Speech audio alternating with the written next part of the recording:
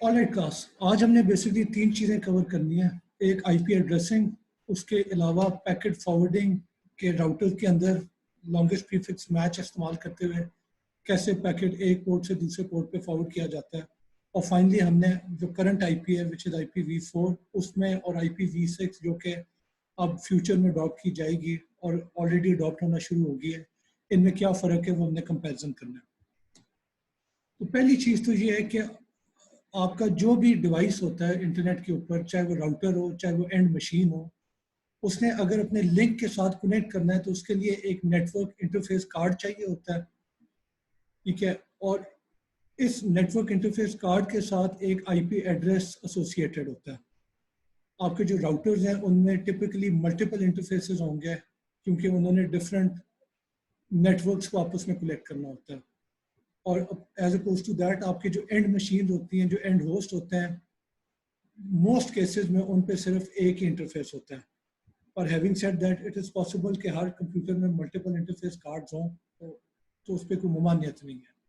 और अगर आप अपनी मशीन के ऊपर देखना चाहते हैं कि कितने इंटरफेसेस हैं और उनकी प्रॉपर्टीज़ क्या हैं, फॉर एग्जांपल उनका डेटा लिंक लेयर एड्रेस क्या है या उनका आईपी एड्रेस क्या है, तो इन दैट केस आप IP कॉन्फ़िग या IF कॉन्फ़िग की कमांड इस्तेमाल कर सकते हैं। तो वो लिंक की डिटेल्स भी दे देगा जो इंटरफेस है, और उसका जो एड्रेस वगैरह है उसकी इंफॉर्मेशन भी आपको प्रोवाइड कर देगा। अब पहले एक सवाल आता है कि आईपी एड्रेस और डेटा लिंक लेयर एड्रेस में फ़र्क क्या है। तो जितने भी डिवाइसेस ने इंटरनेट पे कनेक्ट करना है उनको आईपी एड्रेस चाहिए होता है, और ये 32 बिट आईपी एड्रेस है। यानी आप ये समझ लें कि एक एंड मशीन से दूसरी एंड मशीन तक अगर पैकेट जाना है तो वो जो फॉरवर्डिंग है वो आईपी एड्रेस की बेसिस पे होगी। और हमने ऑलरेडी पहले बात की थी कि एक बार मशीन पे पैकेट पहुंच जाता है, अब डिसाइड करना कि किस रनिंग एप्लीकेशन को वो पैकेट जाना चाहिए, तो वो फिर आईपी एड्रेस की बेसिस पे नहीं होता था, वो फिर पोर्ट नंबर की बेसिस पे होता था। तो आईपी एड्रेस आप समझ लें कि एक लॉजिकल एड्रेस है और पॉसिबली टेम्पररी। यानी आप किसी नेटवर्क के साथ कनेक्ट करते हैं अपनी मशीन को, तो या तो मैन्युअली आप स्पेसिफाई करेंगे कि उसका आईपी एड्रेस क्या है, या फिर जो DHCP प्रोटोकॉल हमने पिछले सेशन में डिस्कस किया था उसे इस्तेमाल करते हुए ऑटोमेटिकली आपकी मशीन को एक आईपी एड्रेस असाइन कर दिया जाएगा। और चांसेस आर कि ये टेम्प्रेरी होगा। और अगर आप अपने नेटवर्क से मूव करके किसी और नेटवर्क में जाते हैं, फॉर एग्जांपल आप अगर UMT में है और आप SST में नेटवर्क के साथ कनेक्टेड हैं, तो आप उस बिल्डिंग से निकल के स्कूल ऑफ इंजीनियरिंग की बिल्डिंग में जाते हैं, तो नेटवर्क भी चेंज हो जाएगा और चांसेस आर कि उसकी वजह से जो आपको आईपी एड्रेस पहले असाइन हुआ था वो अब आईपी एड्रेस भी चेंज हो जाएगा। ठीक है, तो ये लॉजिकल होता है और ये चेंज हो रहा होता है। एज अपोज टू दैट अगर आप मैक एड्रेस की बात करें जो कि डेटा लिंक लेयर एड्रेस है, तो ये 48 बिट एड्रेस होता है, और ये आपका जो नेटवर्क इंटरफेस कार्ड है उसके ऊपर बर्न इन होता है, ये परमानेंट होता है। जब आप फैक्ट्री से वो कार्ड बन के आता है तो उसी वक्त फैक्ट्री जो है उसके अंदर हार्ड कोड कर देती है कि इसका मैक एड्रेस क्या होगा। और अगर आप लोकेशन चेंज करते हैं, फॉर एग्जांपल अपने मोबाइल के साथ आप कनेक्टेड हैं एक नेटवर्क में SST की बिल्डिंग में फॉर एग्जांपल, और आप मूव करके स्कूल ऑफ इंजीनियरिंग की बिल्डिंग में जाते हैं, तो आईपी एड्रेस तो चेंज होगा, पर जो आपका मोबाइल फ़ोन है उसका जो मैक एड्रेस था वो फिक्स्ड रहेगा। चाहे आप जिस मर्जी नेटवर्क पे चले जाएं, चाहे आप किसी और मुल्क में चले जाएं, उसका मैक एड्रेस चेंज नहीं होगा। तो अगला पॉइंट आता है कि आपका जो आईपी एड्रेस है, आपकी जो हार्डवेयर है, ऑब्वियसली वो बिट्स की टर्म में बात करती है, यानी 32 बिट आईपी एड्रेस है, तो वो बाइनरी एड्रेस है और वंस एंड जीरोस की टर्म्स में होता है। पर इंसानों के लिए जो है बिट्स को याद रखना मुश्किल होता है, तो इसलिए उसकी एक ह्यूमन रीडेबल फॉर्म भी होती है जिसे डॉटेड डेसिमल नोटेशन कहा जाता है। यानी इस एग्जांपल में जो आपका आईपी एड्रेस है वो 1 फॉलोड बाय 7 जीरोस, पहली 8 बिट है, अगली 8 बिट जो है वो 100 111 00 है, उससे अगली 8 बिट जो है 4 zeros followed by 111 followed by 0, और जो आखिरी 8 बिट्स हैं वो 00 000 111 है। पर ये पूरे का पूरा नंबर जो याद रखते हैं, पूरे के पूरे बिट स्ट्रीम याद रखना मुश्किल होता है। तो इवन दो राउटर्स और कंप्यूटर्स तो इन्हीं बिट्स की टर्म में बात करेंगे, पर जब इंसान आपस में बात करते हैं और किसी के साथ आईपी एड्रेस शेयर करते हैं तो वो डॉटेड डेसिमल नोटेशन होता है, यानी जो पहली 8 बिट्स हैं उसकी एक डेसिमल फॉर्म होगी, इन दिस केस वो 128 था। अगली 8 बिट्स की डेसिमल फॉर्म होगी, दैट इज 156। उससे अगली 8 बिट्स 14 है, और उससे अगली 8 बिट्स को अगर कन्वर्ट टू डेसिमल करें तो वो 7 बनता है। तो डॉटेड डेसिमल में अगर आप बात करें तो ये आईपी एड्रेस जो है 128.156.14.7 है, ठीक है। और ये बेसिकली इंसानों की आसानी के लिए एक ह्यूमन रीडेबल फॉर्म बनाई गई थी। और आप जब भी किसी आईपी एड्रेस की बात करेंगे तो आप इसी डॉटेड डेसिमल नोटेशन में बात करेंगे। और अगर आपने अपने कंप्यूटर में स्पेसिफाई करना है मैन्युअली कि आपकी मशीन का आईपी एड्रेस क्या है फॉर एग्जांपल, तो वो भी डॉटेड डेसिमल में आप स्पेसिफाई करते हैं। अगला कॉन्सेप्ट है सबनेट्स का। तो पहली चीज तो ये कि आपका जो भी आईपी एड्रेस होता है उस एड्रेस के एक्चुअली दो पार्ट्स होते हैं। जो हायर ऑर्डर बिट्स होती हैं वो सबनेट पार्ट होता है, यानी इस एग्जांपल में फिगर में जो आईपी एड्रेस दिए हुए हैं उनमें जो रेड वाला पार्ट है वो सबनेट पार्ट है। यानी फॉर एग्जांपल 223.1.1 ये एक सबनेट है। दूसरे सबनेट में जितने एड्रेसेस हैं वो आप देख सकते हैं वो शुरू होते हैं 223.1.2 से। और जो तीसरा सबनेट है उसमें जितने आईपी एड्रेसेस हैं उनका जो स्टार्टिंग नंबर है वो बेसिकली 223.1.3 है। तो ये जो नंबर है ये बेसिकली आइडेंटिफाई करता है सबनेट को। और एक सबनेट में जितने भी आईपी एड्रेसेस होंगे वो उनमें ये जो बिट्स हैं जो सबनेट पार्ट है वो कॉमन होगा, वो चेंज नहीं होगा। जो रिमेनिंग बिट्स हैं lower order bits, in this case जो ग्रीन में है, तो वो बेसिकली होस्ट पार्ट होता है, यानी उस सबनेट के अंदर जो मशीन्स एग्जिस्ट करती हैं उनको क्या नंबर असाइन हुआ है। यानी अगर हम सबनेट देखें पहला वाला विच इज 223.1.1, उसमें जो पहली मशीन है उसका होस्ट पार्ट .1 है इन डॉटेड डेसिमल नोटेशन। जो दूसरी मशीन है उसका होस्ट पार्ट .2 है, और जो तीसरी मशीन है उसका होस्ट पार्ट .3 है।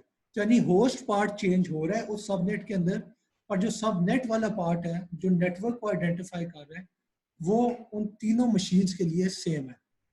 तो अगला सवाल आता है कि सबनेट क्या चीज है।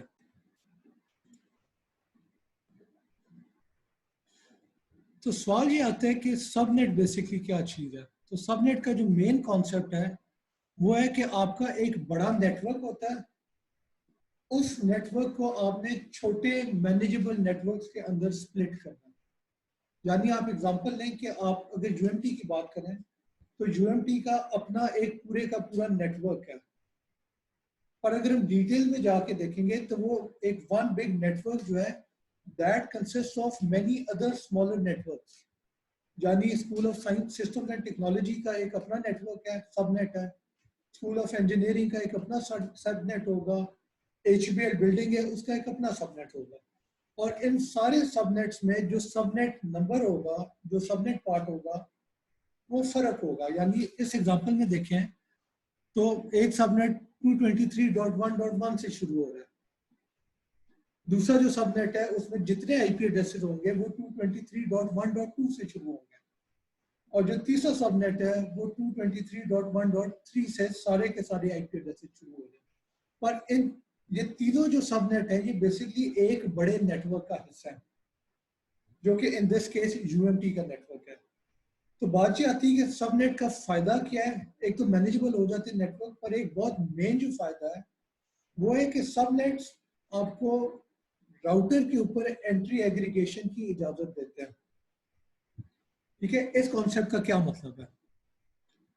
लेट सपोज आपकी एक आईएसपी है, एक आईएसपी का पूरा नेटवर्क है जो हंड्रेड्स ऑफ क्लाइंट्स को जो है कनेक्ट कर रहा है इंटरनेट के थ्रू, इंटरनेट के साथ। ठीक है, तो इस आईएसपी का बहुत ज्यादा और ऑर्गेनाइजेशंस के साथ कनेक्शन होगी। ओके, नाउ लेट सपोज कि ये जो आईएसपी है इसका गेटवे राउटर एक तरफ यूएमटी के गेटवे राउटर के साथ कनेक्ट कर रहा है और दूसरी तरफ फास्ट के गेटवे राउटर के साथ कनेक्ट कर रहा है। और लेट सपोज यूएमटी का जो अपना नेटवर्क है उस पर हजारों आईपी एड्रेसेस एग्जिस्ट करते हैं, हजारों डिवाइसेस हैं, हर डिवाइस का कोई आईपी एड्रेस है। लेट सपोज फास्ट के नेटवर्क पे भी हजारों डिवाइसेस हैं, उन सारों का एक अपना आईपी एड्रेस है। ऑल राइट, तो अब पॉइंट ये है कि सब नेटिंग का फायदा क्या हुआ? तो सब नेट का फायदा ये हुआ है कि जो आईएसपी का गेटवे राउटर है उस पे कितने एंट्रीज आपको मेंटेन करनी पड़ रही है। यानी सवाल ये है कि अगर यूएमटी का भी 1000 आईपी एड्रेसेस हैं, फास्ट के भी 1000 आईपी एड्रेसेस हैं, तो ये जो आईएसपी का गेटवे राउटर है इस पे 2000 एंट्रीज होंगी। और अगर दो की बजाय, इस एग्जांपल में तो दो आपके ऑर्गेनाइजेशन है, अगर हजारों ऑर्गेनाइजेशन होती है और हर ऑर्गेनाइजेशन में हजारों आईपी एड्रेसेस होते हैं, तो क्या आईएसपी के गेटवे राउटर पे मिलियंस ऑफ एंट्रीज होती? तो जवाब है कि नहीं। सबनेट्स का फायदा ये है कि आईएसपी के राउटर पे सिर्फ 2 एंट्रीज होंगी। एक एंट्री बताएगी कि यूएमटी का गेटवे राउटर किस पोर्ट पे एग्जिस्ट करता है, और दूसरी एंट्री बताएगी कि फास्ट का गेटवे राउटर किस पोर्ट पे एग्जिस्ट करता है। दैट्स इट, सिर्फ 2 एंट्रीज हैं। अब जो भी ट्रैफिक यूएमटी के लिए आएगी, यूएमटी में हजारों डिवाइसेस हैं, उनमें से जिसके लिए भी ट्रैफिक आ रही है, तो वो आईएसपी के गेटवे राउटर पे आएगा पैकेट, और सिर्फ 2 एंट्रीज को कंपेयर किया जाएगा। एक एंट्री यूएमटी की है, एक फास्ट की है, और यूएमटी की एंट्री से पता लग जाएगा कि ये पैकेट जो है यूएमटी के गेटवे राउटर को फॉरवर्ड करना है। अब जैसे ही वो यूएमटी के गेटवे राउटर को फॉरवर्ड होगा पैकेट, अब यूएमटी के गेटवे राउटर पे हजारों एंट्रीज होंगी। यानी यूएमटी के अपने नेटवर्क पे जितने डिवाइसेस हैं उन सारे डिवाइसेस की एंट्री इस राउटर पे होगी, और वो फिर उस राउटर को देख के पैकेट डिसाइड कर ले। यूएमटी का राउटर बेसिकली पैकेट को देख के डिसाइड कर लेगा और अपनी एंट्रीज के साथ कंपेयर करके डिसाइड कर लेगा कि ये पैकेट यूएमटी के नेटवर्क पे किस डिवाइस को फॉरवर्ड करना है। तो मैं फिर समराइज कर दूं कि सब नेटिंग का फायदा क्या हुआ है कि आईएसपी ने 2 सबनेट बना लिए, एक फास्ट का और एक यूएमटी का, और अपने राउटर पे, अपने गेटवे राउटर पे सिर्फ 2 एंट्रीज की हैं कॉरेस्पॉन्डिंग टू दोस 2 सबनेट्स। अब आगे फर्दर उस सबनेट में कौन कौन से डिवाइस है वो अब आईएसपी के राउटर पे मेंटेन करना जिम्मेदारी नहीं है। वो अब जो यूएमटी का और फास्ट का अपना गेटवे राउटर होगा उस पर जिम्मेदारी होगी कि ये सारी एंट्रीज मेंटेन करना है। और दिस इज मैनेजेबल। क्यों? क्योंकि यूएमटी के नेटवर्क पे कम डिवाइसेज होंगे कंपेयर टू, यानी यूएमटी के राउटर पे अगर आपने आईपी एड्रेसेस की इंफॉर्मेशन मेंटेन करनी है, एंट्रीज मेंटेन करनी है, तो वो बहुत कम होगा कंपेयर टू आईएसपी जो है जितने लोगों के साथ कनेक्ट कर दिया। यानी आईएसपी के क्लाइंट तो बहुत ज्यादा हैं। अब उन सारे क्लाइंट्स के जो अपने आईपी एड्रेसेस हैं नेटवर्क के ऊपर, उनकी इंफॉर्मेशन भी आईएसपी मेंटेन करना शुरू कर दे अपने राउटर पे, तो वो तो इतनी ज्यादा एंट्रीज हो जाएंगी कि आपका स्केलेबल ही नहीं रहता सिस्टम। तो जो सब नेटिंग है वो आपकी ओवरऑल सिस्टम को जो है वो ज्यादा स्केलेबल बना देता है।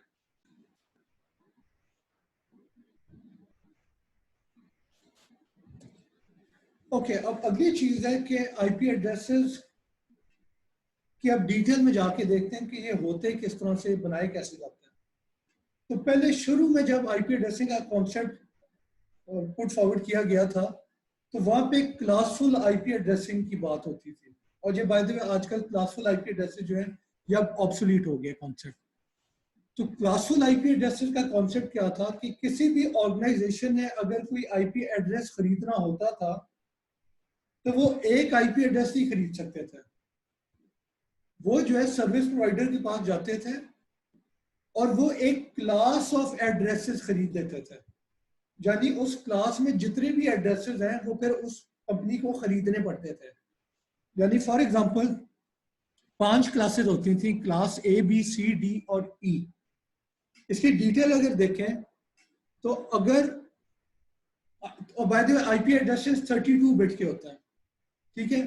तो अगर स्टार्टिंग बिट जो है, जो हाईएस्ट ऑर्डर बिट है या मोस्ट सिग्निफिकेंट बिट कहते हैं, या आप लेफ्ट मोस्ट बिट कहते हैं, तो वो बिट अगर 0 थी तो दैट मीन्स कि ये जो आईपी एड्रेस है ये क्लास ए एड्रेस है, विच मीन्स कि 0 के बाद जो 7 बिट्स हैं वो रिप्रेजेंट कर रही है नेटवर्क को, और जो रिमेनिंग 24 बिट्स हैं वो उस नेटवर्क के ऊपर जो जितने भी डिवाइसेस हैं उनके यूनिक आईपी एड्रेसेस को रिप्रेजेंट कर रही है। यानी लेट्स सपोज यूएमटी ने एक आईपी एड्रेस खरीदा है क्लास है, तो उसकी स्टार्टिंग बिट 0 होगी, अगली 7 बिट्स जो है लेट्स सपोज वो 0000001 है, तो दैट मीन्स कि ये अब यूएमटी का आईपी एड्रेस है। किसी और कंपनी, किसी और ऑर्गेनाइजेशन की जो अगली 7 बिट्स हैं वो 0000001 नहीं हो सकती, क्योंकि ये यूएमटी के नेटवर्क को यूनिकली आइडेंटिफाई करनी है। ठीक है, ऑलराइट। तो अब ये जो 7 बिट्स हैं ये अब फिक्स हो गई हैं, ये यूनिक है, यूएमटी के लिए है, ये किसी और ऑर्गेनाइजेशन को नहीं मिल सकती। अब पहली बात तो ये है कि क्लास ए में कितने नेटवर्क्स पॉसिबल हैं या कितनी ऑर्गेनाइजेशंस हैं जो कि क्लास ए एड्रेस खरीद सकती हैं।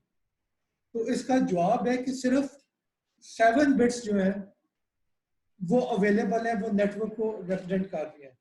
तो 7 का मतलब है कि 2 to the power 7 कॉम्बिनेशंस हैं पॉसिबल, यूनिक कॉम्बिनेशन। तो दैट मींस कि 128 नेटवर्क्स हो सकते हैं ऑफ टाइप क्लास ए। अब अगला सवाल है कि हर नेटवर्क के ऊपर कितने यूनिक आईपी एड्रेसेस होंगे। तो वो आप देखें कि 24 बिट्स हैं जो कि उस नेटवर्क के ऊपर डिवाइसेस को यूनिकली आइडेंटिफाई करने के लिए आप इस्तेमाल कर सकते हैं। तो दैट मीन कि 2 to the power 24 possible IP addresses her network पे होंगे, which comes to around 16.7, upwards of 16.7 million addresses. यानी कहने का मतलब है कि अगर यूएमटी ने क्लास ए एड्रेस लिया है तो उसमें जो शुरू की 8 बिट्स हैं वो क्या होंगी? इन दिस एग्जांपल वो होंगी 000000001 और रिमेनिंग 24 बिट्स जो हैं वो अब यूएमटी की मलकियत है और वो वेरी कर सकती है from all zeros to all ones. That means कि 16.7 मिलियन से ज्यादा डिवाइसेस यूएमटी के नेटवर्क पे हो सकते हैं जिसको यूनिक आईपी एड्रेस मिल जाएगा। क्लास बी पे आ जाए, अगर कोई आईपी एड्रेस है जो कि जिसकी स्टार्टिंग बिट्स जो है 10 है, तो दैट मीन्स कि वो क्लास बी आईपी एड्रेस है। जो अगली 14 बिट्स होंगी वो नेटवर्क को आइडेंटिफाई करेंगी। सो दैट मीन्स के 16 2 पावर 14 यानी 16,384 यूनिक क्लास बी नेटवर्क्स हो सकते हैं। और हर नेटवर्क पे कितने डिवाइसेस हो सकते हैं जिनको एक यूनिक आईपी एड्रेस मिलेगा? तो रिमेनिंग 16 बिट्स जो है वो उस नेटवर्क के ऊपर किसी एंड होस्ट को यूनिकली आइडेंटिफाई कर दिया। तो 16 का मतलब है कि 2 पावर 16 पॉसिबल आपके पास आईपी एड्रेसेस अवेलेबल हैं, विच मीन के हर नेटवर्क पे, क्लास बी नेटवर्क पे 65,536 आईपी एड्रेसेस पॉसिबल हो सकते हैं। ठीक है, फिर क्लास सी एड्रेस आ जाता है।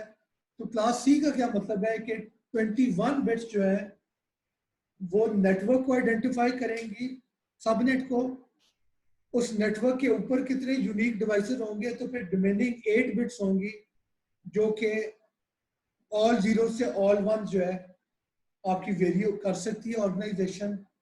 और 8 का मतलब है कि 2 पावर 8 पॉसिबल कॉम्बिनेशन है, विच मीन के 256 एड्रेसेस होंगे।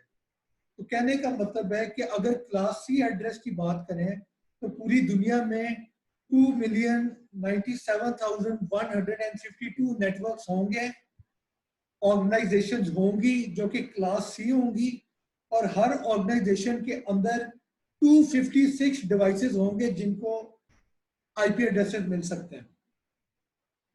ठीक है, इसकी डिटेल में भी आता है।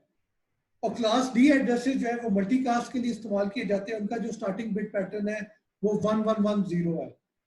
और क्लास ई जो है ये रिजर्व्ड है, ये एक्सपेरिमेंटेशन के लिए है और आपकी गवर्नमेंट ऑर्गेनाइजेशंस के लिए था।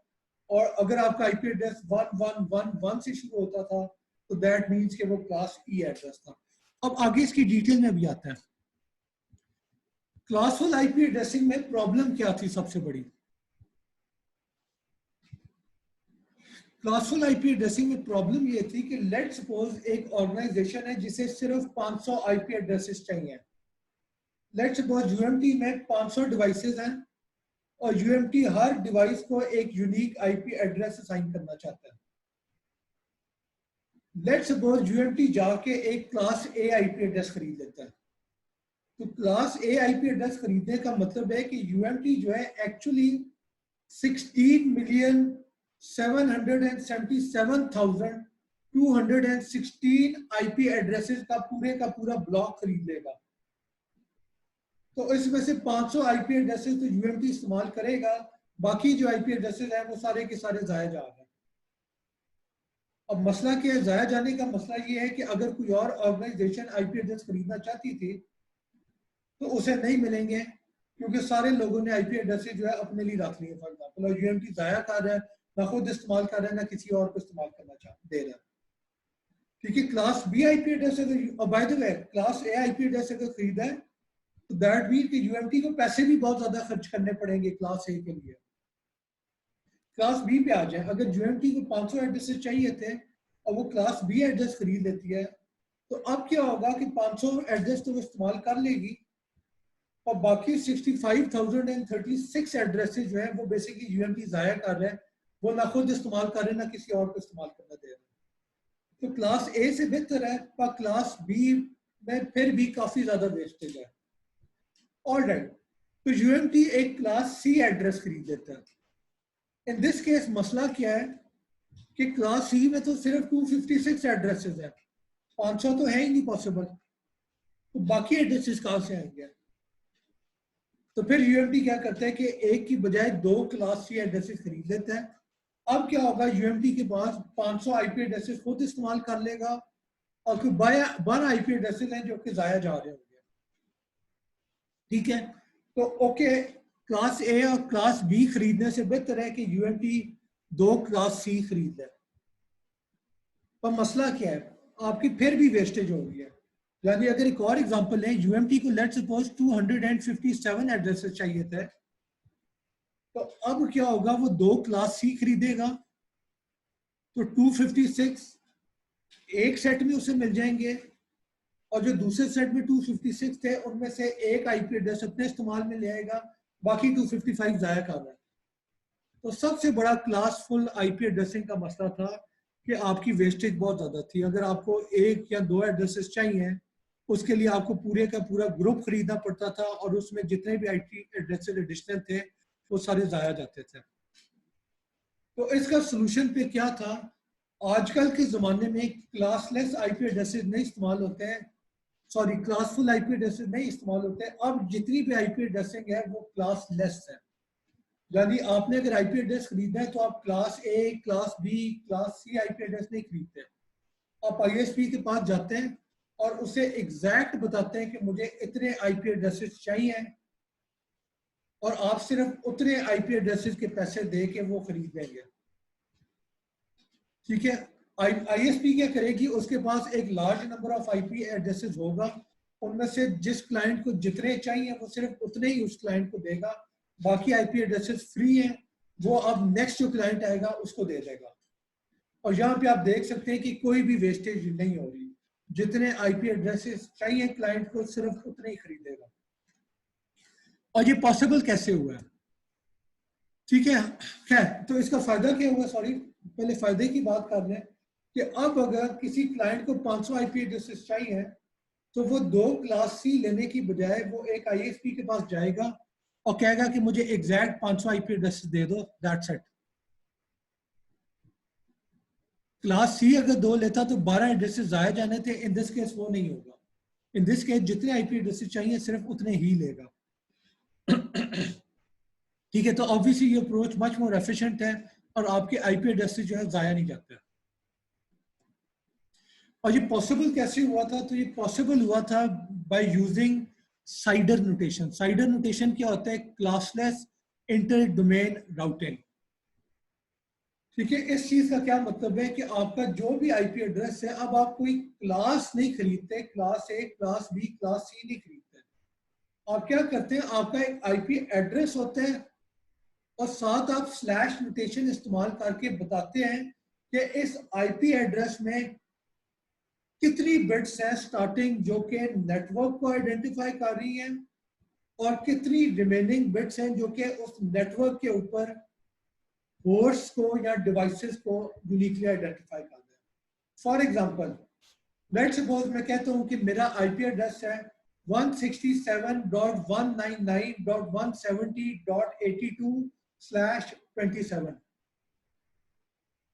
ये साइडर नोटेशन है या स्लैश नोटेशन कहते हैं। इसका मतलब क्या है? इसका मतलब है कि मेरा जो 32 बिट आईपी एड्रेस है उसकी जो स्टार्टिंग 27 बिट्स हैं वो यूनिकली आइडेंटिफाई कर रही है नेटवर्क को और जो रिमेनिंग 5 बिट्स हैं वो उस नेटवर्क के ऊपर मशीन्स को आइडेंटिफाई कर रही है। यानी इसका एग्जांपल करते हैं। और बाय द वे 27 का क्या मतलब है? इसका एक और जो लफ्ज होता है वो होता है सबनेट मास्क। यानी सबनेट मास्क 27 का क्या मतलब है कि 27 वंस होंगे फॉलोड बाय 5 जीरोस, या इन डॉटेड डेसिमल नोटेशन 255.255.255.224। और ये सबनेट मास्क बेसिकली बता रहे हैं कि टोटल बिट्स में से कितनी बिट्स सबनेट को रिप्रेजेंट कर रही हैं और कितनी बिट्स जो है उस सबनेट के ऊपर डिवाइसेस को रिप्रेजेंट कर रही है। यानी इसकी डिटेल में देखते हैं, एग्जांपल देखते हैं कि लेट्स सपोज 167.199.170.82/27 एक आईपी एड्रेस है। सबसे पहले आप इस आईपी एड्रेस को बाइनरी में लिखें तो वो ये पूरे का पूरा आईपी एड्रेस आ गया या बिट्स आ गया। अब /27 का मतलब है कि जो स्टार्टिंग 27 बिट्स हैं जो कि रेड में दी हुई है ये बेसिकली नेटवर्क को आइडेंटिफाई कर रही है। खैर, तो सबनेट मास्क क्या होगा? 27 वंस जो कि रेड में फॉलोड बाय 5 जीरोस। अब सवाल ये है कि मैंने जो आपको आईपी एड्रेस दिया है, ये आईपी एड्रेस साथ मैंने स्पेसिफाई किया है कि 27 बिट्स जो हैं वो नेटवर्क को रिप्रेजेंट कर दिया। तो सवाल ये है कि जिस ऑर्गेनाइजेशन का ये आईपी एड्रेस है, पहली बात तो ये है कि उस ऑर्गेनाइजेशन में कितने यूनिक आईपी एड्रेसेस होंगे। तो इसका जवाब ये है कि 27 बिट्स रिप्रेजेंट कर रही है नेटवर्क को, ये फिक्स्ड है, इसको इजाजत नहीं है कि ऑर्गेनाइजेशन हाथ लगा सके। यानी आईएसपी से अगर किसी यूएमटी ने एड्रेस खरीदे हैं 167.199.170.82/27, तो दैट मीन्स के ये 27 बिट्स यूएमटी ने फिक्स कर दिए हैं। ओके कि ये 27 बिट्स जो हैं आईएसपी ने फिक्स कर दिए हैं और आईएसपी कह रही है कि ये 27 बिट्स जो हैं ये यूएमटी के नेटवर्क को रिप्रेजेंट कर रही है। अगर इन 27 बिट्स में से किसी भी बिट को चेंज किया तो अब जो आईपी एड्रेस होगा वो यूएमटी का आईपी एड्रेस नहीं होगा, वो किसी और ऑर्गेनाइजेशन का आईपी एड्रेस होगा। तो पहला सवाल तो ये है कि इस ऑर्गेनाइजेशन में यूएमटी में कितने आईपी एड्रेसेस पॉसिबल हैं। तो इसका जवाब ये है कि 27 बिट्स फिक्स्ड है, रिमेनिंग 5 बिट्स जो हैं वो ऑल जीरो से ऑल वंस तक वेरी कर सकता है क्योंकि वो यूएमटी की मलकियत है। तो 5 बिट्स का मतलब है कि 2⁵ यूनिक आईपी एड्रेसेस हो सकते हैं। 2⁵ का मतलब है 32 आईपी एड्रेसेस। तो दैट मीन कि यूएमटी के अंदर 32 आईपी एड्रेसेस पॉसिबल है और उन 32 आईपी एड्रेसेस में शुरू की 27 बिट्स ये फिक्स्ड होंगी और जो रिमेनिंग 5 बिट्स हैं वो ऑल जीरो से ऑल वंस वेरी कर रही होंगी। ओके, अगला सवाल ये है कि यूएमटी के नेटवर्क पे जो हम एग्जांपल देख रहे हैं उसमें जो रेंज ऑफ आईपी एड्रेसेस है उसमें स्टार्टिंग आईपी एड्रेस या फर्स्ट आईपी एड्रेस क्या होगा और उसमें लास्ट आईपी एड्रेस क्या होगा। ठीक है, तो उसका तरीका फाइंड करने का, पहला एड्रेस फाइंड करने का तरीका होता है कि जो भी आपको आईपी एड्रेस मिला हुआ है उस आईपी एड्रेस को और सबनेट मास्क को आप एंड कर दें। एंड करने से क्या होगा कि शुरू की जो 27 बिट्स हैं वो आ जाएंगी जो कि सबनेट मास्क की हैं और जो रिमेनिंग 5 बिट्स हैं वो आप देख रहे हैं कि क्योंकि ऑल जीरोस के साथ एंड किया है तो वो बेसिकली ऑल जीरो हो जाती है। अगर आप एंड नहीं भी करते हैं तो आप रिमेनिंग 5 बिट्स को ऑल जीरो कर दें, वो भी ठीक है। तो ये आपका यूएमटी के नेटवर्क का पहला पॉसिबल आईपी एड्रेस है। आखिरी आईपी एड्रेस क्या होगा कि स्टार्टिंग सबनेट मास्क को फिक्स रखें और बाकी जो बिट्स हैं उन सारों को ऑल वंस कर दें। तो ये जो है इस नेटवर्क का जो लास्ट जो हाईएस्ट आईपी एड्रेस है ये वो है। और इन दोनों के बीच में जो रेंज है जो 32 एड्रेसेस हैं, यानी 00001 पे 0000010 पे 00011 and so on up till all ones, तो वो सारे आपके पास यूनिक आईपी एड्रेसेस पॉसिबल हैं। और अपने सबनेट पे यूएमटी जिस मशीन को आईपी एड्रेस असाइन करना चाहते हैं वो इस रेंज में कोई भी आईपी एड्रेस असाइन कर सकता है। मैं फिर बता दूं कि जो रेड वाला पार्ट है, जो रेड वाली बिट्स है, इनमें से किसी भी बिट को अगर यूएमटी चेंज करता है तो उसकी यूएमटी को इजाजत नहीं है। वो बिट चेंज करने का मतलब है कि आपने नेटवर्क ही चेंज कर दिया है। अब जो आईपी एड्रेस है वो यूएमटी का आईपी एड्रेस नहीं है, वो किसी और ऑर्गेनाइजेशन का आईपी एड्रेस है। तो अगला पार्ट है कि आईएसपी कैसे किसी ऑर्गेनाइजेशन को एड्रेस असाइन करती है। तो एक एग्जांपल देखते हैं। लेट्स सपोज कि आपका एक आईएसपी है जिसके पास 2002 to the power 12 unique IP addresses है, और वो ये आईपी एड्रेसेस जो है 8 कस्टमर्स के बीच में इक्वली डिस्ट्रीब्यूट करना चाहती है। तो पहला सवाल तो ये है कि 2 पावर 12 स्टेटमेंट से आप इन्फर कर सकते हैं कि आईएसपी का सबनेट मास्क किस साइज का होगा। तो इसका जवाब है यस। 2 पावर 12 का मतलब है कि आखिरी जो 12 बिट्स हैं ये ग्रीन में, ये बेसिकली आईएसपी की अपनी मलकियत है और ये ऑल जीरो से ऑल वन तक वेरी कर सकती है। और 32 माइनस 12 जो करें यानी 20 बिट्स जो रेड में है, तो ये 20 बिट्स बेसिकली आईएसपी का सबनेट मास्क है। यानी ये 20 बिट्स अगर इस फॉर्म में है तो ये इस आईएसपी को रिप्रेजेंट कर रहे हैं। अगर इन 20 बिट्स डेड बिट्स में से किसी भी बिट को चेंज करते हैं तो अब जो ब्लॉक ऑफ एड्रेसेस होगा वो इस आईएसपी का नहीं होगा, वो किसी और आईएसपी का होगा। तो कहने का मतलब है ये जो आईएसपी है ये इन रेड बिट्स को चेंज नहीं कर सकती, इन ग्रीन बिट्स के साथ जो मर्जी करे। अगला पार्ट ये था सवाल का कि आईएसपी जो है 8 कस्टमर्स के बीच में इक्वली डिवाइड करना चाहती है अपने पूरे के पूरे आईपी एड्रेसेस। यानी आईएसपी के पास एक ब्लॉक ऑफ एड्रेसेस है, उनमें से कुछ एड्रेसेस वो कस्टमर 1 को 0 को देना चाहते हैं, कुछ एड्रेसेस कस्टमर 1 को, फिर कुछ कस्टमर 2 को, अप टिल कस्टमर 7। यानी टोटल नंबर ऑफ कस्टमर 8 है जिनके बीच में एड्रेसेस शेयर करते हैं। ठीक है, तो अब पहला सवाल तो ये है कि उन कस्टमर्स का अपना सबनेट मास्क क्या होगा। तो एक बात याद रखें, 8 कस्टमर्स को रिप्रेजेंट करने के लिए आपको 3 बिट्स चाहिए। पहले कस्टमर के लिए 000 होगा, अगले के लिए 001, उससे अगले के लिए 010, 011, 100, 101 और फाइनली 111। तो अब जो भी कस्टमर है उनका अपना सबनेट मास्क क्या होगा।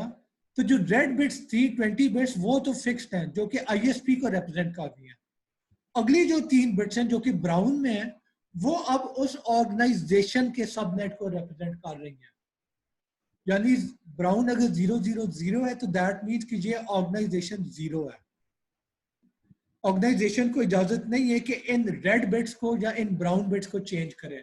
रेड बिट चेंज करने का मतलब है कि वो जो आईपी एड्रेस है वो किसी फर्क आईएसपी के ब्लॉक का। ब्राउन बिट चेंज करने का मतलब है कि है तो इसी आईएसपी का आईपी एड्रेस पर ऑर्गेनाइजेशन 0 का नहीं है, किसी और ऑर्गेनाइजेशन का हो जाएगा, तो उसकी इजाजत नहीं है। तो ये जो 20+3 बिट्स हैं यानी 23 बिट्स, ये बेसिकली ऑर्गेनाइजेशन 0 के लिए फिक्स्ड है। ऑर्गेनाइजेशन 0 को इजाजत नहीं है इन्हें हाथ लगाने की। रिमेनिंग जो 9 बिट्स हैं जो कि ग्रीन में है, ये अब इस ऑर्गेनाइजेशन की मलकियत है। इन्हें ऑल जीरो से ऑल वन तक आप वेरी करेंगे तो वो ऑर्गेनाइजेशन जीरो के आईपी एड्रेसेस बन जाएंगे। और एक बात नोटिस करें, आईएसपी का अपना जो सबनेट मास्क था वो /20 था, यानी 20 बिट्स। ऑर्गेनाइजेशन जीरो का जो अपना सबनेट मास्क है वो /23 है, यानी 23 bits, red plus brown. Organisation one के जो आईपी एड्रेसेस होंगे वो अब ये रेड बिट्स तो फिक्स्ड है, ब्राउन बिट्स जो है उसकी वो 001 है, यानी 000 ऑर्गेनाइजेशन जीरो का स्टार्टिंग आईपी बिट्स थी, 001 जो है ऑर्गेनाइजेशन वन की स्टार्टिंग बिट्स है, और जो ग्रीन बिट्स है वो ऑल जीरो से ऑल वन हो सकती है। तो इस तरीके से जितने भी आईपी एड्रेसेस हैं आईएसपी उन सारों को इक्वली डिस्ट्रीब्यूट कर रहा है बिटवीन ऑर्गेनाइजेशन 0 1 2 3 4 5 6 7, यानी जितने 8 कस्टमर हैं उन सारों के बीच में। अगला सवाल ये आता है कि लेट्स सपोज ऑर्गेनाइजेशन 7 यूएमटी है और यूएमटी ने अपने जो आईपी एड्रेसेस हैं उनको इक्वली डिस्ट्रीब्यूट करना है बिटवीन एचबीएल, एसएसटी, एसटीडी और एसईएन। तो अब क्या होगा? जो शुरू की 23 बिट्स थी, यानी 110001 000 00010 111 000 1111, ये तो रिप्रेजेंट कर रहे हैं यूएमटी का जो नेटवर्क एड्रेस है, और यूएमटी का जो होस्ट पार्ट है उसमें अब क्योंकि हमने उसे इक्वली डिस्ट्रीब्यूट करना है बिटवीन 4 डिफरेंट सबनेट्स, तो आप क्या करेंगे कि एचबीएल जो है उसकी स्टार्टिंग बिट 00 होगी। एचबीएल को इजाजत नहीं है कि इन बिट्स को आप चेंज कर सके। एचबीएल का जो अपना नेटवर्क एडमिनिस्ट्रेटर होगा उसे इजाजत है कि ग्रीन बिट्स को ऑल जीरो से ऑल वन तक जितने बिट्स पॉसिबल है वो इस्तेमाल करें, पर रेड बिट्स, ब्राउन बिट्स और ब्लू बिट्स इन्हें चेंज करने की इजाजत नहीं है, क्योंकि ये यूनिकली आइडेंटिफाई कर रहे हैं एचबीएल नेटवर्क को। अगर इनमें से कुछ भी चेंज किया तो वो अब एचबीएल का नेटवर्क नहीं रहता। सिमिलरली जो एसएसटी का नेटवर्क है उसमें ये बिट्स तो फिक्स्ड है, अगली दो बिट्स 00 की बजाय 01 है। एसएसटी में 10 है और एसईएन में 11 है। तो बेसिकली आप देख रहे हैं कि आपका जो नेटवर्क पार्ट है वो जब आईएसपी का नेटवर्क पार्ट था वो सिर्फ 20 बिट्स का था, यानी रिमेनिंग जो 12 बिट्स हैं उसके साथ आईएसपी जो मर्जी करे। ऑर्गेनाइजेशन की जब बात की थी तो ये 20 बिट्स प्लस अगली 3 बिट्स, ये 23 टोटल बिट्स ये फिक्स्ड हो जाती थी और ये उस ऑर्गेनाइजेशन के नेटवर्क को रिप्रेजेंट कर रही है। उस ऑर्गेनाइजेशन के अंदर अगर आपने कोई फर्दर सबनेट बनाने हैं तो होगा क्या कि उस ऑर्गेनाइजेशन की जो अपनी 23 बिट्स हैं वो तो फिक्स्ड रहेंगी सारों के बीच में, पर अगली जो 2 बिट्स हैं इन दिस एग्जांपल वो एक सबनेट में 00 होंगी, अगले सबनेट में 01 होगी, उससे अगले में 10, उससे अगले में 11। अब जो सबनेट है HBL फॉर एग्जांपल, अब HBL के आईपी एड्रेसेस क्या होंगे? तो उसके आईपी एड्रेसेस की पहली 8 बिट्स ये होंगी, अगली 8 बिट्स ये होंगी, उससे अगली 8 बिट्स ये होंगी, और उससे अगली 8 बिट्स जो है उसकी पहली बिट 0 होगी।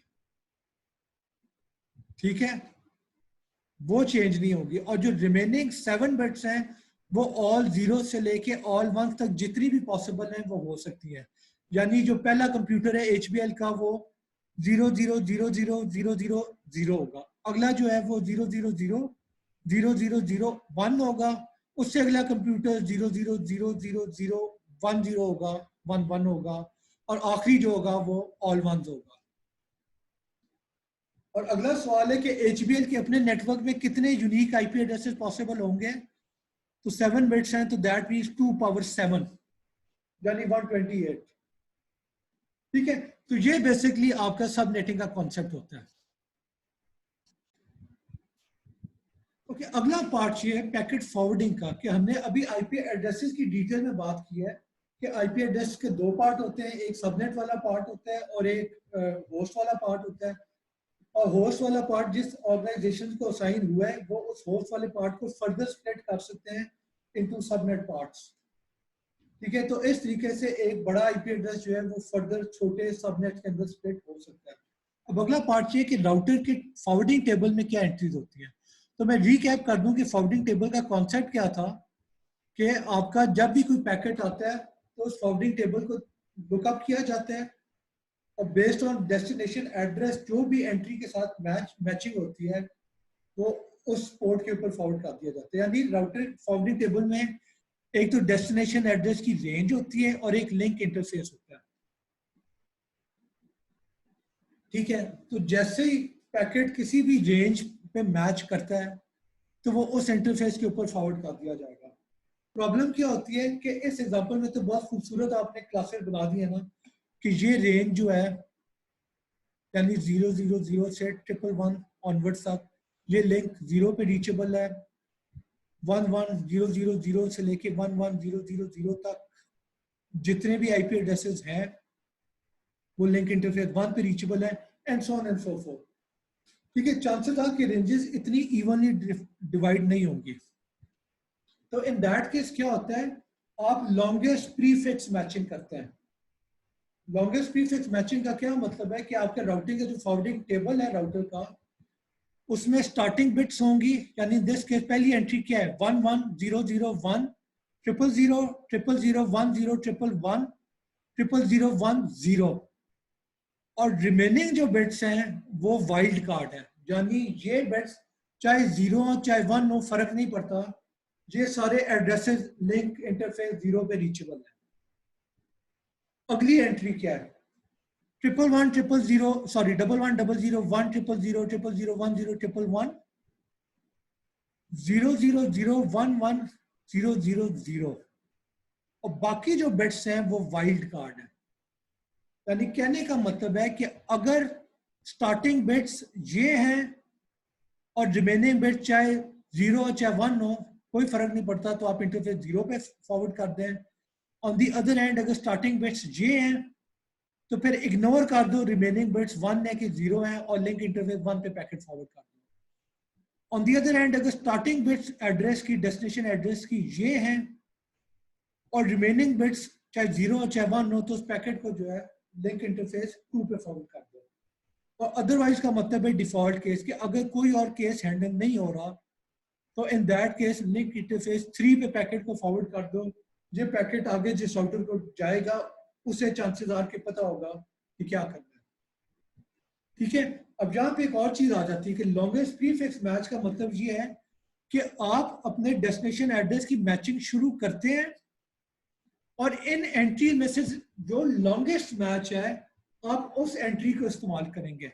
यानी एग्जांपल है ये लेट सपोज पहला आईपी डेस्टिनेशन एड्रेस क्या है 11001000 तो ये 8 बिट इन तीनों में मैच कर रही है। आगे आ जाए 00010 ये भी इन तीनों के साथ मैच कर रहे हैं।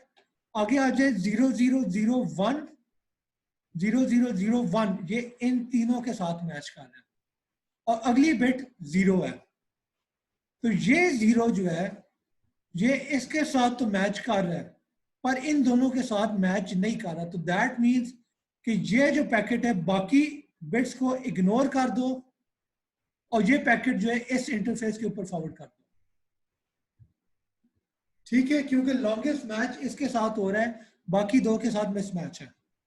दूसरा डेस्टिनेशन एड्रेस देखें तो उसमें क्या हो रहा है, स्टार्टिंग बिट तो सारों में हमने देखे सेम है, अगली 8 बिट्स भी सारों में कॉमन है, उससे अगली 4 बिट्स कौन सी है 0001 जो कि इन तीनों एंट्रीज में सेम है। उससे अगली बिट क्या है 1, ये 1 जो है इसमें भी कॉमन है और इसमें भी कॉमन है।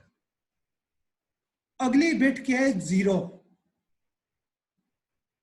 अब ये 0 जो है ये 0 इस एंट्री के साथ भी मैच कर रहा है यानी ये वाला, और असूली तौर पे इस एंट्री के साथ भी मैच कर रहा है क्योंकि वाइल्ड कार्ड का मतलब है चाहे 0 चाहे 1 हो फर्क नहीं पड़ता, एक्सेप्टेबल है। तो दैट मीन्स कि जो दूसरा पैकेट है उसका डेस्टिनेशन एड्रेस इस एंट्री के साथ भी मैच कर रहा है और इस एंट्री के साथ भी मैच कर रहा है।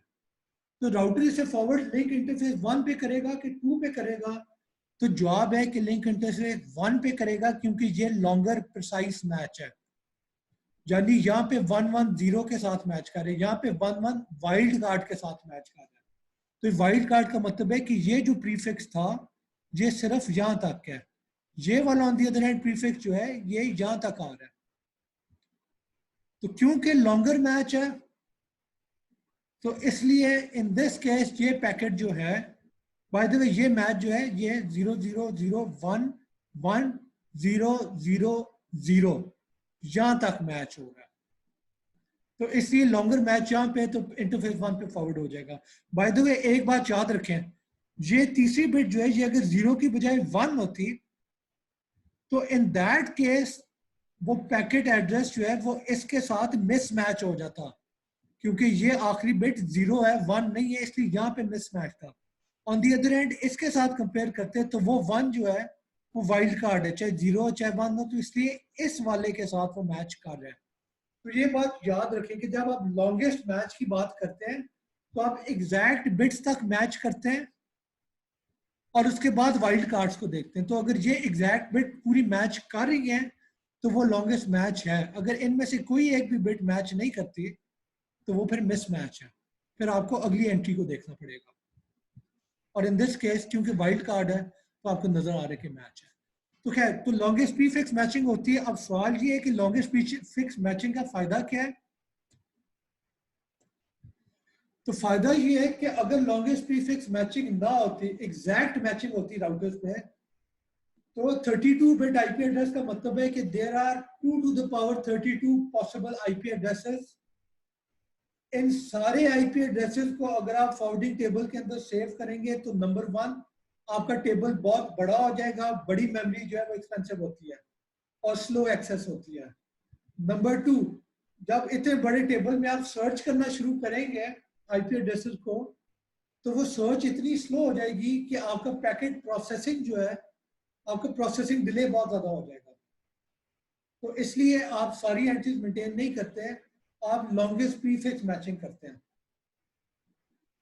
यानी पिछले एग्जांपल में अगर देखें तो यहां तक आपने एंट्री मेंटेन की है और बाकी सारों को स्टार करने का मतलब है कि अब इस बिट्स के साथ शुरू होने वाले जितने भी आईपी एड्रेसेस थे, जितने भी पॉसिबल थे, जो कि कितने होंगे 2 power 11, तो इतनी ज्यादा एंट्रीज को आपने एग्रीगेट कर दिया इनटू 1 एंट्रीज। आपने कहा कि वो सारी एंट्रीज जो है वो लिंक 0 पे रीचेबल है, तो आप 2 power 11 आईपी एंट्रीज की बजाय आपको सिर्फ एक एंट्री मेंटेन करनी पड़ी है। तो आपका एंट्री एग्रीगेशन हो जाती है, आपकी टोटल नंबर ऑफ एंट्रीज कम हो जाती है। ठीक है, ये सबसे बड़ा फायदा है। इसकी अगर फर्दर डिटेल में जाएं तो एक एग्जांपल देखें। लेट्स सपोज आपकी एक आईएसपी है जिसका नाम है फ्लाई बाय नाइट आईएसपी। इस आईएसपी के पास एक आईपी एड्रेसेस का ब्लॉक था, बहुत बड़ा ब्लॉक, जिसको इसने इवनली डिस्ट्रीब्यूट कर दिया बिटवीन ऑर्गेनाइजेशन 0, 1, 2, 3, 4, 5, 6 एंड 7। तो अब क्या होगा, ये जो आईएसपी है ये बेसिकली जो इंटरनेट के साथ कनेक्टेड है जिस राउटर के थ्रू, उस राउटर को एक मैसेज भेजती है, राउटिंग मैसेज, कि जितने भी एड्रेसेस हैं स्टार्टिंग विद 110000000010111111 यानी इन बिट से शुरू होने वाले जितने भी आईपी एड्रेसेस हैं वो सारे आईपी एड्रेसेस मेरे थ्रू रीचेबल है, तो उनके लिए जो भी पैकेट आते हैं मुझे भेज दो। बाकी बिट्स क्या है इग्नोर कर दो क्योंकि वो मेरी जिम्मेदारी है। ठीक है, लेट्स सपोज आईएसपी आरएस दूसरी आईएसपी है जो कहती है इसी राउटर को, गेटवे राउटर को कहती है कि यार जितने भी आईपी एड्रेसेस हैं जो 11000000111111 से शुरू होते हैं और बाकी बिट्स जो मर्जी हो, अगर शुरू इन बिट से हो रहा है आईपी एड्रेसेस तो दैट मीन्स कि वो आईपी एड्रेस मेरी जिम्मेदारी है, मुझे पैकेट भेज दो, मैं उन्हें फॉरवर्ड कर दूंगा डेस्टिनेशन। तो आपको सब नेटिंग और राउटर एग्रीगेशन का फायदा नजर आ रहा है कि अब इस राउटर पे दो एंट्रीज होंगी सिर्फ, यानी इन सारे आईपी एड्रेसेस की एंट्री नहीं होगी, सिर्फ दो एंट्रीज होंगी, एक ये लॉन्गेस्ट प्रीफिक्स मैच और एक ये लॉन्गेस्ट प्रीफिक्स मैच। तो अगर कोई बिट्स हैं जो कि 111001 0000100010001000 से शुरू हो रहा है एड्रेस, तो ये राउटर समझ जाएगा कि इस पाथ पे फॉरवर्ड करना है, और आगे इस आईएसपी को पता होगा डेस्टिनेशन कहाँ पे रीच करती है। ठीक है, तो यहाँ पे सिर्फ दो एंट्रीज होंगी और दूसरी एंट्री इन बिट्स की होगी। इन बिट्स के अंदर ऑल पॉसिबल आईपी एड्रेसेस जो है उनकी एंट्री नहीं होगी, सिर्फ एक एंट्री होगी और बाकी जितने भी आईपी एड्रेसेस पॉसिबल थे वो एग्रीगेट हो गए। ओके, अब एक सिनेरियो है कि जो ऑर्गेनाइजेशन 1 थी वो इस आईएसपी से हट के इस आईएसपी के साथ आप कनेक्ट कर दिया। तो अब इस मसले को हल कैसे किया जाए? यानी इस राउटर ने तो कहा था, इस आईएसपी ने तो कहा था कि इन बिट से जो स्टार्ट होने वाला एड्रेस है वो सारे के सारे पैकेट मुझे भेज दो। अब अगर ऑर्गेनाइजेशन 1 का भी पैकेट इसे जाएगा तो मसला क्या होगा कि ऑर्गेनाइजेशन 1 तो इसके साथ कनेक्टेड ही नहीं है, ऑर्गेनाइजेशन 1 तो आईएसपीआरएस के साथ कनेक्टेड है। तो इसका सोल्यूशन अब ये है लॉन्गेस्ट प्रीफिक्स मैच। ऑर्गेनाइजेशन 1 जब आईएसपीआरएस के साथ कनेक्ट करती है तो ये आईएसपीआर अब एक और मैसेज भेजेगा इस इंटरनेट राउटर को कि यार मेरा जो पिछला वाला आईपी एड्रेस मैंने तुम्हें अनाउंस किया था वो तो है, पर अब अगर 110000001000100010001001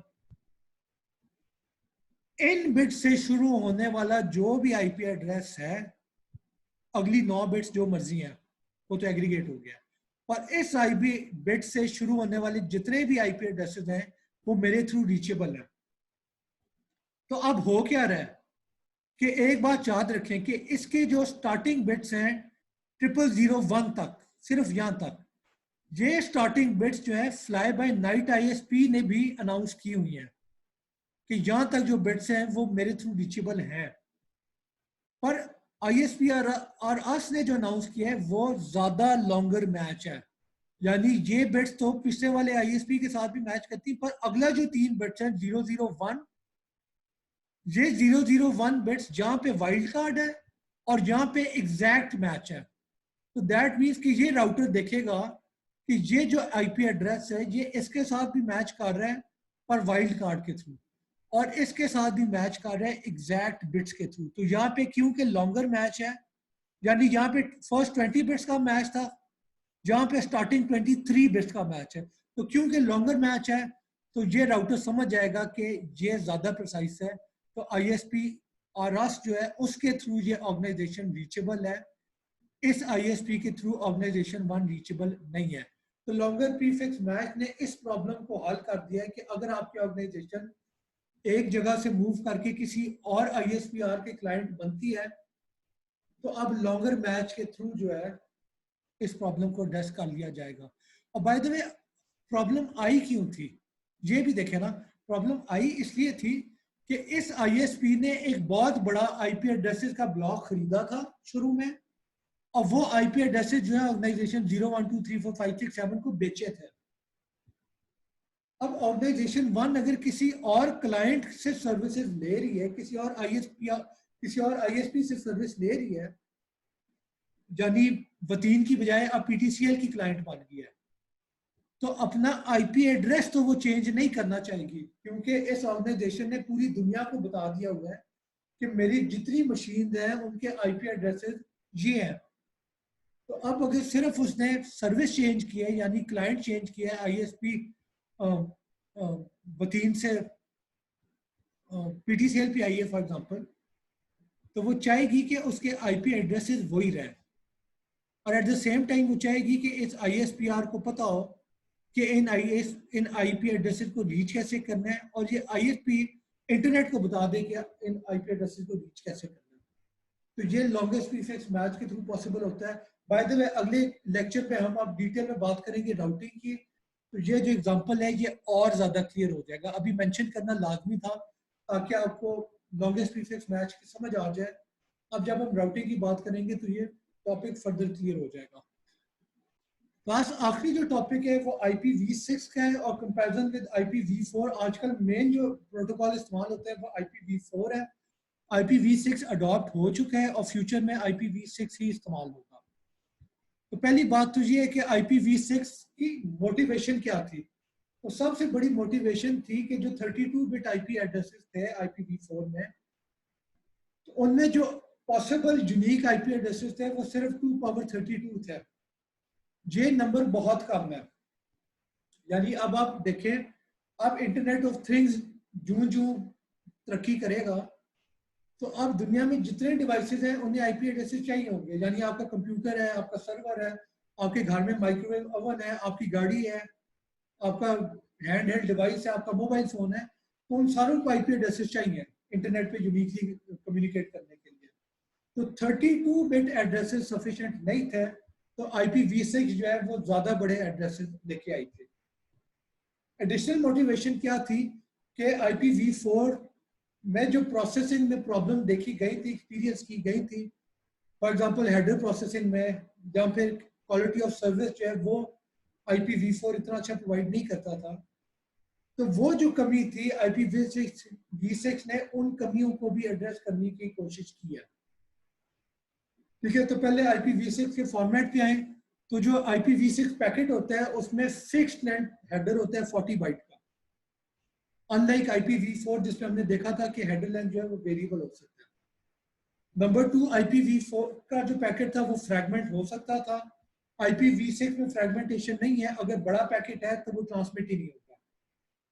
यानी अगर आपने पैकेट भेजते हैं तो मेक श्योर कि पैकेट का साइज मैक्सिमम वो हो जो कि MTU यानी मैक्सिमम ट्रांसमिशन यूनिट जो है नेटवर्क पे वो साइजों से एक्सीड ना करें। हेडर फॉर्मेट की बात करें तो आपके पहले जो है वर्जन की फील्ड आ जाती है। वर्जन 1 सेकेंड बताती है कि IPv4 है कि v6 है। उसके बाद प्रायोरिटी की फील्ड है। प्रायोरिटी बताती है कि जो पैकेट्स आ रहे हैं इनमें हायर प्रायोरिटी पैकेट कौन सा है और लोअर प्रायोरिटी पैकेट कौन सा है, ताकि उनमें अगर डिफ्रेंशिएट करना है तो किया जा सके।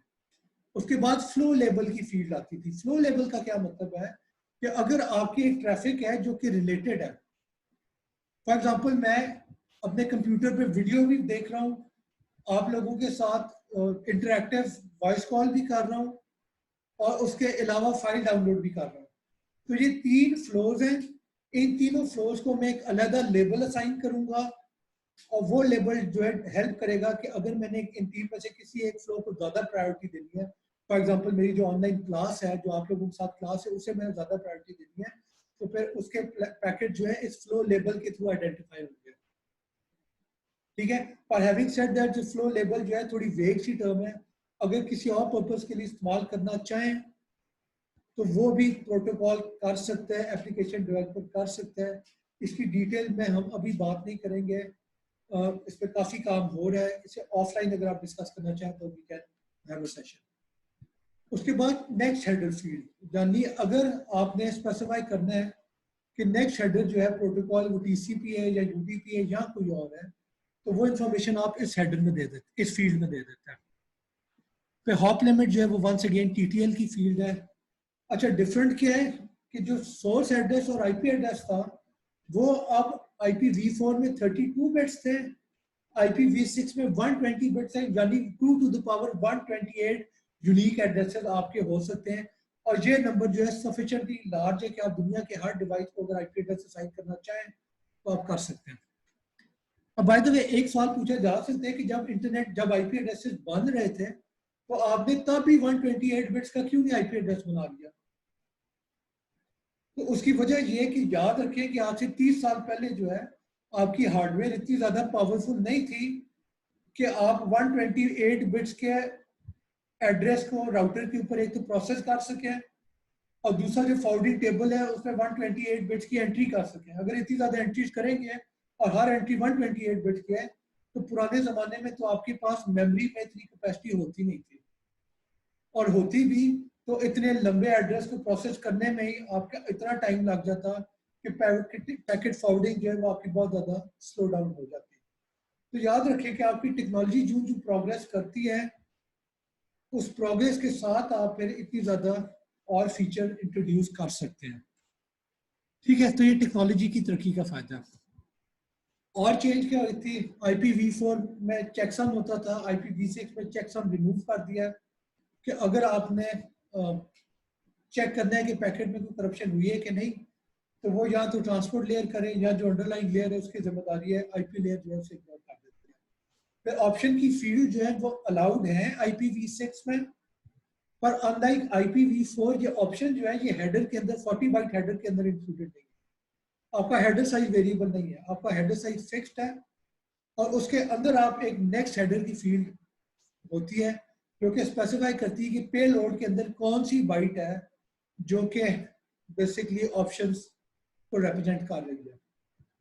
ठीक है, तो ये बेसिकली आपकी पैकेट प्रोसेसिंग को फास्टर करने के लिए ये स्टेप लिया गया था।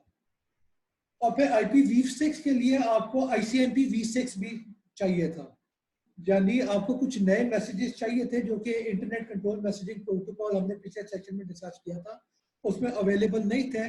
वो फंक्शनैलिटी जो है ICMP v6 में अवेलेबल है। For example packet too big का मैसेज कि अगर किसी नेटवर्क पे पैकेट आया है और MTU इतना छोटा है कि वो पैकेट उसमें फिट नहीं आ सकता, तो अब रादर देन फ्रेगमेंटेशन करने के, क्योंकि फ्रेगमेंटेशन की इजाजत नहीं है IPv6 में, अब क्या होता है आपका राउटर जो है सेंडर को एक मैसेज भेज देगा कि तुमने जो पैकेट भेजा था इट वाज टू बिग, वो मेरे नेटवर्क पे अलाउड नहीं है। Similarly multicasting group management functionality के लिए भी आप ICMP इस्तेमाल कर सकते हैं, ICMP v6। यानी अगर आप मल्टीकास्ट, हमने बहुत पहले ब्रीफली डिस्कस किया था कि अगर एक राउटर पे पैकेट आया है और राउटर ने डिसाइड करना है कि मल्टीपल डेस्टिनेशंस हैं जिसको ये पैकेट जाना चाहिए, तो राउटर उस पैकेट को कॉपी करके मल्टीपल डेस्टिनेशन को भेज देगा। ये चीज़ मल्टीकास्टिंग होती है और ICMP v6 में इसकी ग्रुप मैनेजमेंट की फंक्शनैलिटी अवेलेबल है। ठीक है, मेन जो प्रॉब्लम है IPv4 से v6 में कन्वर्ट करने की, वो ये है कि आपके जितने भी राउटर बने हैं, जितनी भी हार्डवेयर एग्जिस्ट करती है, वो 32 बिट IP एड्रेस के लिए बनी हुई थी। तो अब अगर सडनली आपके IP एड्रेस 32 से 128 बिट के हो जाए तो आप क्या करेंगे? एक ऑप्शन है कि एक दिन रखें, उस दिन में सारे के सारे राउटर्स को स्विच ऑफ कर दिया जाएगा, ठीक है, उन्हें हटा दिया जाएगा और उनकी जगह नए राउटर्स आ जाएंगे जो कि IPv6 को हैंडल कर सकते हैं। और इस अप्रोच में दो मसले, नंबर वन, सारी दुनिया के सारे राउटर्स को एक ही दिन में चेंज करके उसकी जगह नए राउटर्स ले आए तो इतना एक्सपेंसिव हो जाएगा कि आपकी कंपनी जो है वो अफोर्ड नहीं कर सकती। दूसरा मसला क्या है कि अगर आप कुछ घंटों के लिए पूरी दुनिया के राउटर्स को ऑफलाइन कर देते हैं तो बेसिकली आपका पूरे का पूरा इंटरनेट ऑफलाइन हो जाएगा, आपके सिक्योरिटी, आपकी बैंकिंग, आपका ट्रैवल, एयर ट्रैवल, वो सारा का सारा डिस्कनेक्ट हो जाएगा, दुनिया डिस्टर्ब हो जाएगी। तो इसलिए ये पॉसिबल नहीं है। तो पॉसिबल क्या है कि बेसिकली आपके कुछ राउटर IPv4 के होंगे, कुछ IPv6 के होंगे, और ग्रेजुअली आप IPv4 को वन बाय वन निकाल के रिप्लेस करें IPv6 के साथ ओवर नंबर ऑफ ईयर्स। ठीक है, तो इसका अब इसमें प्रॉब्लम क्या होती है कि IPv6 और v4 जो है वो आपस में कम्युनिकेट कैसे करेंगे? यानी IPv6 तो नया राउटर है, वो पिछले वालों के साथ कम्युनिकेट कर सकते हैं, पर पुराना वाला जो है वो तो बैकवर्ड कंपैटिबल नहीं, as a backward compatible router हो सकता है और कोई राउटर फ्यूचर कंपैटिबल नहीं हो सकता। तो उस प्रॉब्लम को कैसे एड्रेस किया जाए, उसका जवाब है टनलिंग। टनलिंग में क्या होता है कि लेट्स सपोज आपका एक राउटर है राउटर ए है, उस पर IPv6 का पैकेट आया है, वो पैकेट उसने भेजना है बेसिकली राउटर एफ तक, यानी सोर्स ए है, डेस्टिनेशन एफ है। अब इस पैकेट को कैसे फॉरवर्ड किया जाएगा? वो पैकेट सबसे पहले राउटर बी पे आएगा, ठीक है। अब राउटर बी जो है वो देखता है कि मेरे से आगे वाला राउटर जो है वो पुराना राउटर है, वो सिर्फ IP वर्जन 4 को हैंडल कर सकता है। तो यहाँ पे टनलिंग का कॉन्सेप्ट आ जाता है। टनलिंग का क्या मतलब है कि आप एक पैकेट को इनकैप्सुलेट कर देते हैं एक डिफरेंट हेडर में, यानी राउटर बी जो है उस पैकेट के ऊपर एक नया हेडर अटैच करेगा जो कि IP वर्जन 4 का हेडर है, उस पैकेट का सोर्स आईपी एड्रेस बी वाला होगा और डेस्टिनेशन आईपी एड्रेस ई वाला होगा। ठीक है, और बाय द वे याद रखें, जो बी और ई वाले राउटर है वो इस तरीके के राउटर होंगे कि वो IPv4 और V6 दोनों को हैंडल कर सके। ठीक है, तो वो यानी दोनों टाइप के एड्रेसेस को रीड कर सकें। तो ये बेसिकली नया पैकेट बनेगा, उसमें पुराना पैकेट एज पेलोड होगा और उसके ऊपर जो आईपी लेयर हेडर होगी वो आईपी वर्जन 4 का हेडर होगा जिसमें सोर्स बी है, डेस्टिनेशन ई है। वो पैकेट राउटर सी पे आएगा, राउटर सी देखेगा कि ये तो आईपी वर्जन 4 के एड्रेसेस है, आईपी वर्जन 4 हैंडल करना कोई मसला नहीं है। वो पैकेट डी को, वो राउटर डी को फॉरवर्ड कर देगा, डी जो है ई को फॉरवर्ड कर देगा। अब जैसे ई के ऊपर पैकेट आएगा तो ई समझ जाएगा कि ये पैकेट मेरे लिए डेस्टिन्ड है, तो चांसेस आर कि ये कोई टनल्ड पैकेट है, इसके अंदर जो है कोई एक्चुअली पैकेट होगा वर्जन V6 का। तो वो जो है हेडर को रिमूव कर देगा, सोर्स बी डेस्टिनेशन ई वाला, और अंदर से जो पैकेट निकलेगा वो आईपी वर्जन 6 का पैकेट होगा जिसमें सोर्स एड्रेस ए था और डेस्टिनेशन एड्रेस एफ था। और क्योंकि ये वर्जन 6 के एड्रेसेस हैं और राउटर ई वर्जन 6 को मैनेज कर सकता है तो सिंपली उस पैकेट को फॉरवर्ड कर देगा टू राउटर एफ। तो ये बेसिकली टनलिंग का कॉन्सेप्ट है कि आपके पास एक पैकेट है, उसके ऊपर आप नया हेडर अटैच कर दें इन सच अ वे कि आपने जिस मशीन को फॉरवर्ड करना है वो उस पूरे पैकेट को हैंडल कर सके। अगर नया हेडर अटैच ना करते, पुराना वाला ही होता, तो वो एक ऐसे फॉर्मेट में था जो कि अगली पुरानी मशीन जो है उस फॉर्मेट को रीड नहीं कर सकती थी। ठीक है, तो इस तरीके से टनलिंग के थ्रू आप आईपी वर्जन 4 और 6 के बीच में कम्युनिकेशन इनेबल कर सकते हैं। Alright class, with that we come to the end of this session. Any question?